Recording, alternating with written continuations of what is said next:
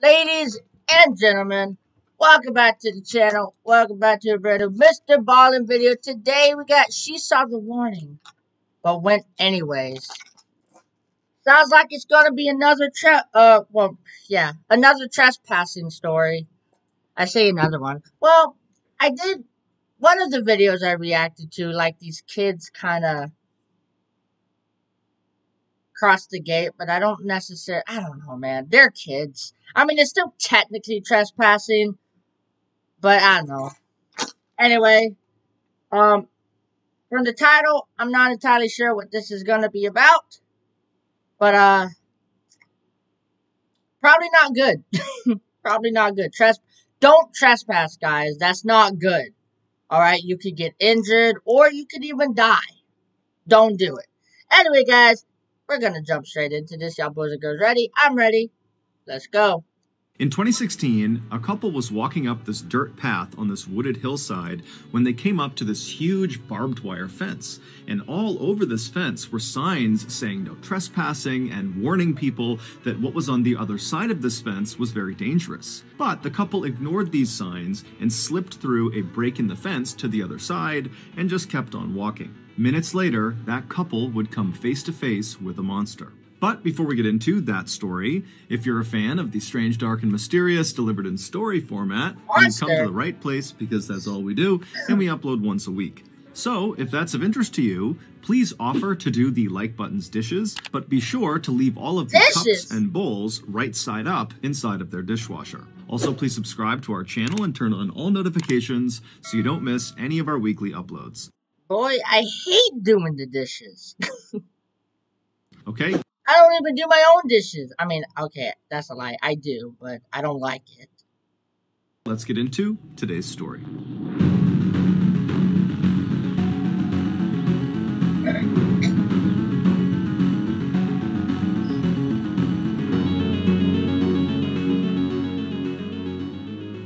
While she was in high school in Dayton, Ohio, Raquel Bain became known as a bit of a thrill seeker, primarily because she would do something called car surfing, which is exactly what it sounds like. She would climb onto the exterior of cars and hold on to the roof while somebody else drove it around. In addition to seeking out these physical thrills, Raquel was also drawn to psychological ones, like going to places that were supposedly haunted and seeing if she could spook herself. Following high school, Raquel kind of calmed down and I do want to go to haunted places. I mean, the car surfing, I don't get it. I mean, I know it's like a thrill thing, like people just need that adrenaline. Adrenaline, I think that's how you say it, adrenaline. But, haunted places I get, but boy, you never gonna catch me on a moving car. Became less of the wild teenager she was known for being, and instead she really focused on building a life and a career for herself. And so she would go to college and she would earn her degree in surgical technologies, and then by 2009 she was employed full-time as a surgical assistant in Dayton. Also around that time she had her first child, a son who she adored. But despite creating this life full of stereotypically adult, mature things like having a career and starting a family, deep down, Raquel was still very much the thrill-seeking wild teenager she was back in high school. But as an adult, she just never had time to go seek out those thrills. So, with that in mind, fast forward to April of 2016. By this point, Raquel is 26 years old, and that month, a very rare weekend popped up where Raquel did not have to work and she didn't have any childcare responsibilities. And so, wanting to take advantage of this free time, Raquel asked her boyfriend, 41-year-old David Nee, if he would join her on a road trip. Wait. So she has a boyfriend and Did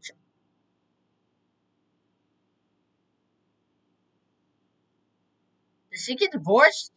Or did her and her boyfriend get a child or have a child before they got married? I mean, that's kind of weird though. Why would you have a child before getting married? Trip that weekend to Louisville, Kentucky, where Raquel wanted to check out the infamously scary Waverly Hills Sanatorium. Back Ah, in the yeah. 1900s, Waverly Hills was a place where tuberculosis patients were sent. Tuberculosis, or TB for short, is an infection of the lungs and it can be deadly. Today, there's a cure for it, but back in the early 1900s, there wasn't. And so most of the people who went to Waverly Hills died there, and usually very slowly and painfully, and in total isolation from their families, because in virtue of being sent to Waverly Hills, they were effectively being quarantined to stop the spread of the disease. Waverly Hills would eventually shut down permanently in 1961 because by that point the cure had been found, and after it shut down, the building basically just sat there. Nobody else came in and turned it into anything else. And so this building is basically abandoned, and lots of people began sneaking in to see what it was like in there, and a shocking number of these trespassers reported seeing ghosts inside. Today, the sanatorium is still very much in the same condition it was left in, but the Waverly Hills Historical Society has stepped in and made it very hard for people to sneak into the building. However, knowing people do want to go in and look around, the Historical Society has begun offering guided tours of the sanatorium, and these tours are given exclusively at night to increase the spooky effect. And so David They're making a profit off of it. That's smart. It's like if people's gonna sneak in just to look around anyway, like you might as well just be like, okay, I guess I'll make money off of it. Because even if you say no with trespassing signs, or you just have like a cop patrol places, like people still gonna try to break in. So if people's gonna sneak in, you might as well make money off of it, man. That's a business move, smart business move. who had only been dating Make a Raquel for profit. a month when she asked him to come with her to the sanatorium, he was not really that keen on doing this. It did not really appeal to him to go walking around this totally terrifying place, but he could tell it was important to Raquel. She was really excited about it, and so he agreed to go. A few days later, on the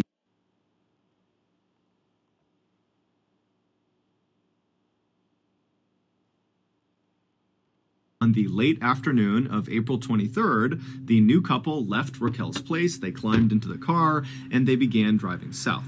3 hours later, they arrived in Louisville and they stopped to get dinner. And then after they were done eating, they looked at the time and realized it was only about 6:45 p.m. And the tour they had scheduled at the sanatorium was not until 10 p.m. So they had a few hours to kill. And before David could suggest anything, Raquel already had the perfect idea of how they should kill this time. She told David that earlier that day she had learned about a spot just outside of Louisville that might actually be more terrifying than the sanatorium they had come all this way to see. And so Raquel wanted to spend these few hours checking out this new spooky spot. This spooky spot was a rickety old, narrow, abandoned-looking bridge called the Pope Lick Trestle. It's located just east of downtown Louisville in this heavily wooded area. The bridge is about 800 feet long, and at its highest point, right in the middle of the bridge, it's about 90 to 100 feet off the ground.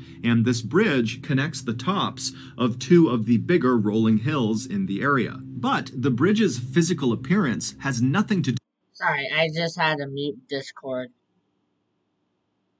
do with why it's considered so spooky. The reason the Pope Lick Trestle has become a central part of Kentucky folklore is because locals say there is a monster called the Pope Lick Monster that lives underneath the bridge. It's half goat, half man, and when anyone is near this bridge at night, this monster is supposed to come out from underneath this bridge, and then what happens next is very ambiguous. It kind of depends on who you're talking to, but generally speaking, once the Pope Lick Monster has emerged and it sees you, you're Bro, my throat feels so weird right now. Sorry, if I'm like coughing a lot and just drinking, it's just like I don't know why, but for the past few days, my throat has been so dry and just like scratchy. I don't know. I haven't really gone to the doctors yet, but man, it's hard to talk sometimes. you're dead. Now, how you die ranges from the monster leaping out and attacking you with an axe to the monster using some sort of mind control to lure you up onto the bridge where you leap off. David, after hearing this suggestion, was again not really that keen to go do this really terrifying sounding thing, but seeing the excitement in his girlfriend's face, he agreed to go. And so the two... I don't know if I would go there. I mean, actually, I probably would, but... left the restaurant, they climbed back in the car, and they drove for about 15 or 20 minutes to the Pope Lick Trestle Bridge. The bridge actually passed over a relatively main road, and so the couple parked just off the side of this main road, and then once they were outside, they began looking for a pathway up this hillside to get up to the bridge. And very quickly, they found a well-worn dirt path that snaked up the side of this wooded hillside that looked very much like it would bring them up to the bridge. So with Raquel in front and David behind her, they began walking up this dirt path. And as they're walking, they start to see signs that clearly say, "No trespassing." But they ignore them because they're looking at this path thinking, okay, lots of people clearly come up here, so we've got to be okay. And so they keep on walking up this path, and they're getting closer and closer to the top of this hill where they think it's going to connect with this bridge. And right as they're getting close, they see there's this huge chain link fence, this 8-foot tall chain link fence with barbed wire across the top that extends in either direction out of view. And so the couple walks up to this fence, and there are more signs that say no trespassing, private property, and there are additional warning signs. This is crazy. Like, they actually have, like, real photos saying that what is on the other side of this fence is also just plain dangerous, so turn around and leave. At time? Every fall, when the leaves start to turn colors and the weather starts to get cool, people flock in droves to their nearest coffee shop to order a pumpkin spice latte.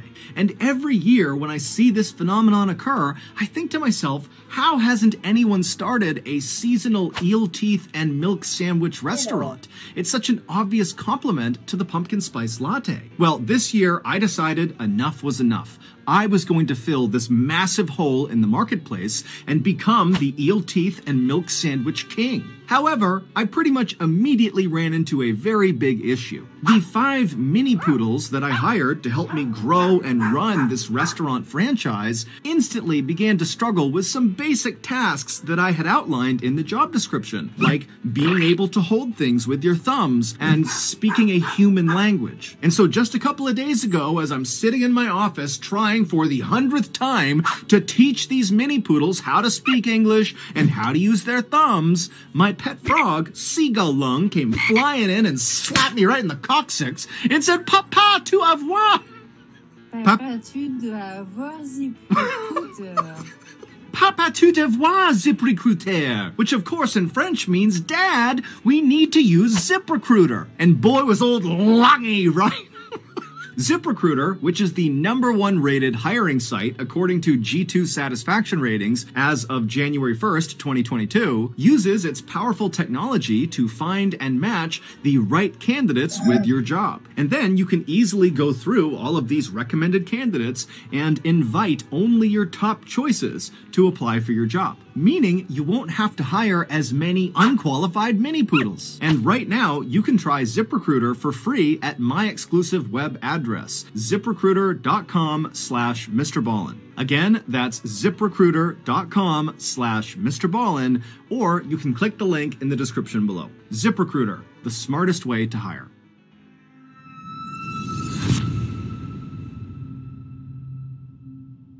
As Raquel and David are staring at all these signs and this fence, they see, not far from the path, somebody had clearly bent 2 of the fence posts and created a narrow gap in the fence that you could slide. You know, I'm all for, like, hopping fences and stuff, but when people go out of their way to put barbed wire on the fences, like, if there's freaking barbed wire on the fences, I think that's a clear sign that you probably shouldn't go in.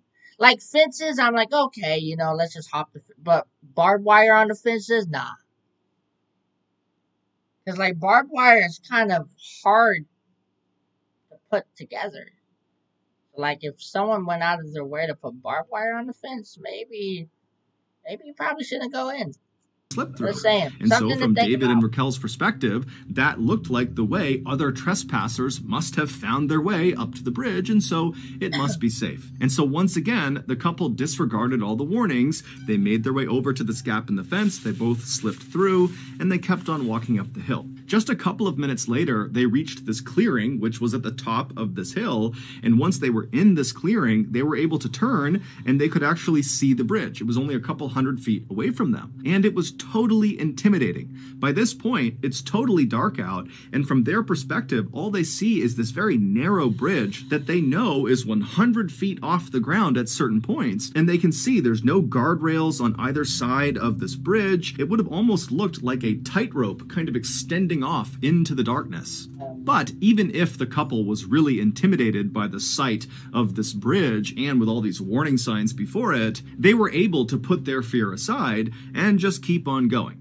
And so with David now in the lead and Raquel behind him, they walked the couple of hundred feet over to the start of this narrow bridge. And when they got there, without actually stepping onto the bridge, David came to a stop. He turned around to face Raquel and he gestured for her to come stand next to him so they could take a selfie with the bridge in the background. Because David at this point is thinking, we're not going to go on this bridge. We're just going to look at this bridge, take some pictures, and then we'll go. But Raquel, who he's looking at, gesturing to come stand with him, just walks right past him onto the bridge and takes several steps out onto this narrow, rickety old thing, and then she stops, turns around, and gestures for David to come with her and walk across the entire bridge.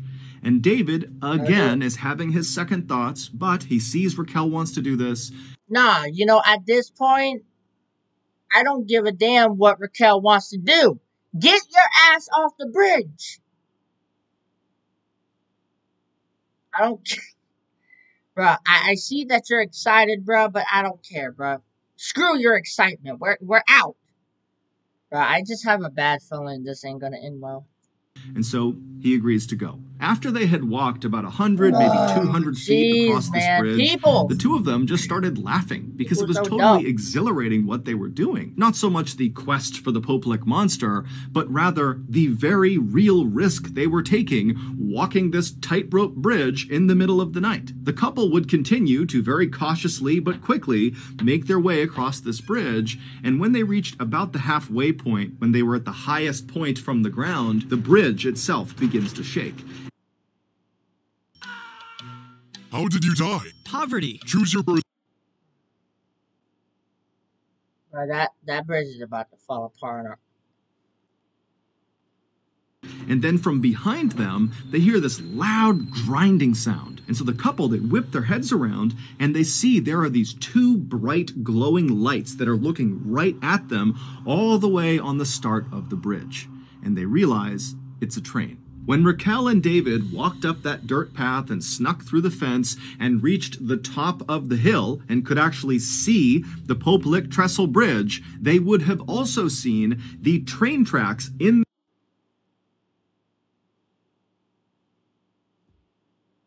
They just didn't hop on a. So that bridge is a freaking train track? And they ain't outrunning the train.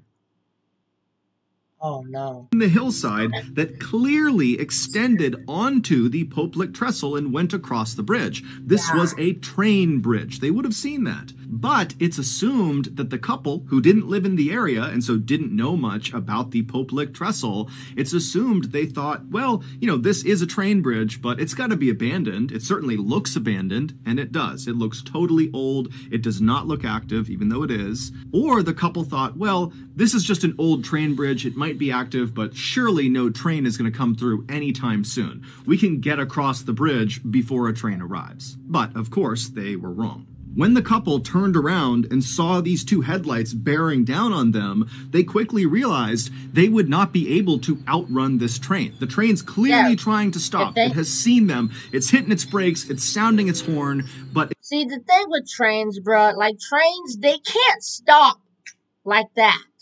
They can't. They can't stop on a dime. Like it takes like about a couple of minutes for them like to completely come to a complete stop. Like at least like a minute to 2 minutes. So like y'all dead, bro. Y'all ain't outrunning the train. The train ain't gonna stop in time. Y'all dead. Might as well just rather get hit by the train or jump off the bridge. Those are your only two options, because you ain't surviving this. It's just clearly moving too quickly, so they cannot run to the other side to safety. And because this bridge was meant for a single train to pass through, there was no other track they could just jump onto to avoid being hit. And there were no walkways on either side of this railway. And so literally all they had was the track that this train was going to cross over, and they were on it. And so with no other choices, David yells to Raquel that they have to climb down and hang off the side of this bridge. Now, there were these wooden slats that ran underneath the rails. They ran perpendicular to the rails, and these wooden slats kind of extended off the edge. The thing is, do they have the upper body strength to hang on, though? That's the thing. Of the bridge on either side, just a couple of inches. And so in theory, if you were holding onto the outside of one of these wooden slats and kind of dangling off the edge of the bridge, a train could cross those tracks and not run over your hands or fingers. You would just have to hold on that whole time as the train is rumbling through. And so David, he flops down onto his stomach and he's trying to lower himself as fast as he can as this train is getting closer and closer, and he's yelling for Raquel to do the same thing, but she's not really moving very quickly. And finally, David, he gets in position. He's hanging off the edge of this bridge on these wooden slats. Raquel. And he sees Raquel. She's not quite there. And then the train comes flying through. It strikes Raquel and sends her flying off the bridge to the ground below. David would somehow manage to hold on the whole time as this train went past him. And then once the train had passed him, he pulled himself back up onto the tracks. He ran the rest of the way across the bridge. He went down that hillside. And when he found Raquel, it was immediately apparent that she was deceased. In the end, the railroad was not issued any citations or sued for negligence. It was determined they did their due diligence by setting up that 8-foot-tall barbed wire fence with all those signs telling people to stay back and warning people about the... Like, she got hit with the train. You really thought she was going to be alive? Man. hazards of going past this fence, and so it was actually David who got in trouble for this tragedy. He was cited and charged with a felony of unlawfully disrupting and or delaying a train, causing financial damages. He would plead to a lesser charge of trespassing and would be fined $2,300. Shockingly, this tragedy is just one of many that have occurred on the Poplick Trestle Bridge. Since the bridge's construction in the 1800s, there have been dozens of people who have died on this bridge, and several of these deaths, many of them fairly recent, the last 20 or so years, have occurred under the same conditions as Raquel's. People went looking for the Poplick monster and then were struck by a train. Here's a theory. What if the Poplick monster is the train? Something to think about. So that's going to do it. If you got something out of today's episode and you haven't done this already, please offer to do the like button's dishes, but be sure to leave the cups and bowls the dishes, bruh. Stop asking me. Anyway, if you like this reaction, hit that like button as hard as you possibly can. Subscribe while you're down there. The link to the original will be in the description below, along with my socials, Twitter, Snapchat, Instagram. Be free to follow me and DM me whatever you want me to react to, and I will try my best to get to it. But as always, I will see you guys in another reaction video. Peace!